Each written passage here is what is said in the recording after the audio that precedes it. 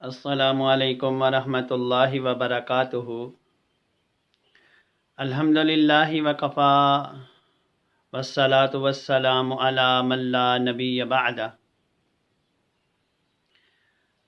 محترم بھائیو، آج میں آپ کو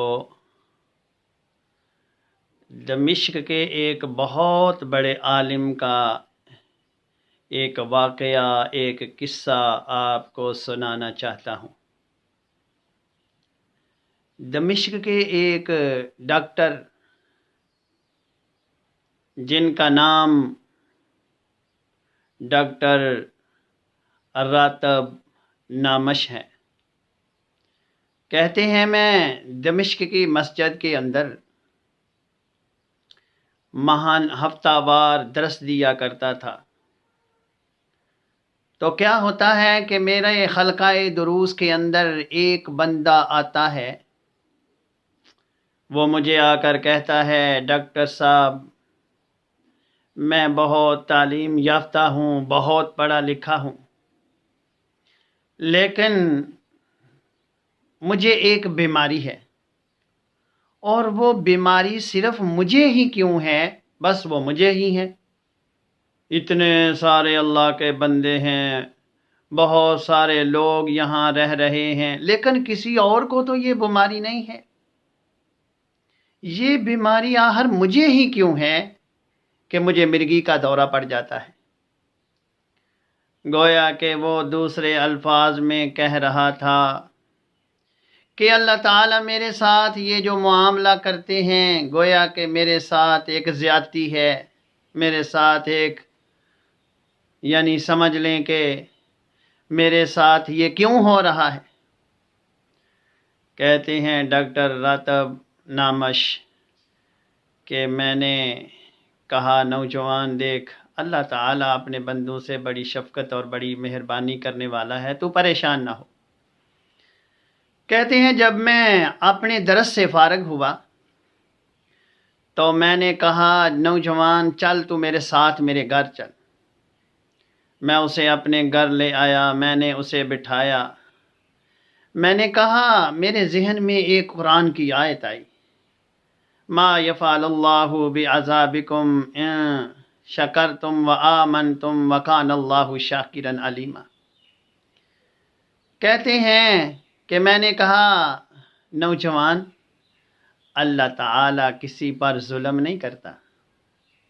یہ جو ہمارے ساتھ دنیا کے اندر معاملہ ہو رہا ہوتا ہے، یہ ہمارے اپنے اعمال، ہماری غفلت، ہماری کوتاہیاں، ہماری کمزوریاں، کمیاں جو ہیں، اس وجہ سے یہ معاملہ ہو رہا ہوتا ہے، ورنہ اللہ کسی کے ساتھ زیادتی اور ظلم نہیں کرتا۔ میں نے اسے کہا تو ایسے کر، قلم تیرے پاس ہے؟ اس نے کہا ہاں۔ میں نے کہا تو لکھنا شروع کر دے کہ نماز 5 وقت ادا کرے گا، اس میں ذرا برابر کمی سستی نہیں کرے گا۔ پھر میں نے کہا کہ تو نے اپنی آنکھوں کی حفاظت کرنی ہے، اپنے کانوں کی حفاظت کرنی ہے، اپنے ہاتھوں کی حفاظت کرنی ہے، الغرض حلال اور حرام کی تمیز کرنی ہے، یعنی جتنے بھی نیکی کے کام میرے ذہن میں آئے میں نے اسے کہا کہ لکھ، اور سارے یہ تو نے کرنے۔ کہتے ہیں کہ جب وہ میرے گھر سے نکلا تو میں تھوڑا پریشان بھی ہوا کہ بعض بیماریاں یعنی لا علاج بھی ہوتی ہیں، تو بہرحال میں نے اس کے لیے دعا کی۔ تو ہفتے کے بعد جب وہ میرے پاس آتا ہے، میرے حلقہ دروس کے اندر پہنچتا ہے، وہ میرے ساتھ سلام لیتا ہے، تو میں نے اسے اس کی کیفیت پوچھی۔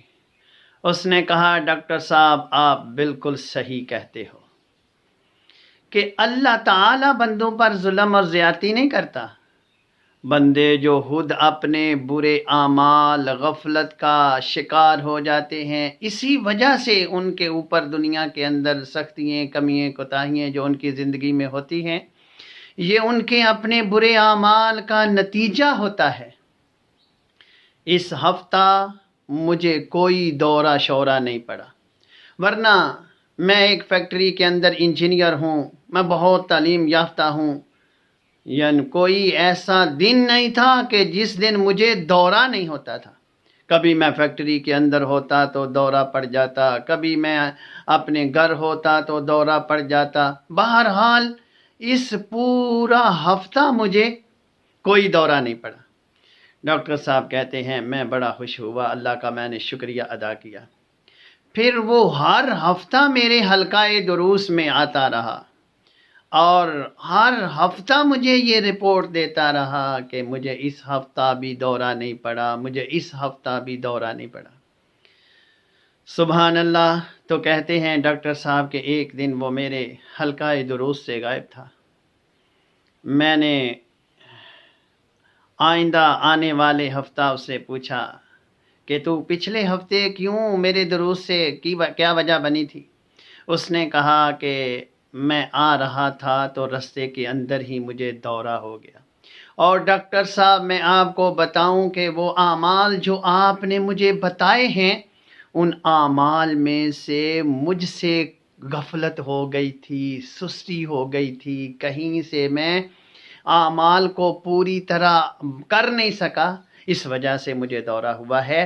آپ کی یہ بات بجا ہے کہ اللہ تعالیٰ بندوں پر ظلم نہیں کرتا، بلکہ بندے خود ہی اپنے آپ پر ظلم کرتے ہیں جب وہ گناہ کا کام کرتے ہیں، نافرمانی کا کام کرتے ہیں۔ ورنہ اللہ تعالیٰ کی رحمت کے تو بھائیو 100 رحمت کے حصے ہیں، اور اس میں سے ایک رحمت کا حصہ اللہ نے زمین پر اتارا ہے، اور 99 رحمت کے حصے اللہ رب العزت کے پاس ہیں۔ اور یہ دنیا کے اندر جو اس نے ایک رحمت کا حصہ اتارا ہے، یہ ہے کہ جو ایک دوسرے کے ساتھ ہم رحم کرتے ہیں، شفقت کرتے ہیں، محبت کا معاملہ کرتے ہیں، ایک دوسرے سے ظلم اور زیادتی سے باز رہتے ہیں، صرف وہ ایک رحمت کے حصے کی وجہ سے۔ جانوروں کے اندر وہی رحمت کا حصہ ہے، انسانوں کے اندر جتنی بھی مخلوقات ہیں، اور 99 حصے رحمت کے اللہ رب العزت کے پاس ہیں۔ تو اس میں کوئی شک نہیں ہے کہ اللہ سبحانہ و تعالیٰ فرماتے ہیں ما یفعل اللہ بعذابکم ان شکرتم وآمنتم وکان اللہ شاکرا علیما۔ اللہ تمہیں عذاب دے کے کیا کرے گا دنیا میں بھی اور آخرت میں بھی، اگر تم اپنے رب پر ایمان لاتے ہو، اگر تم اپنے رب کے شکر گزار ہو۔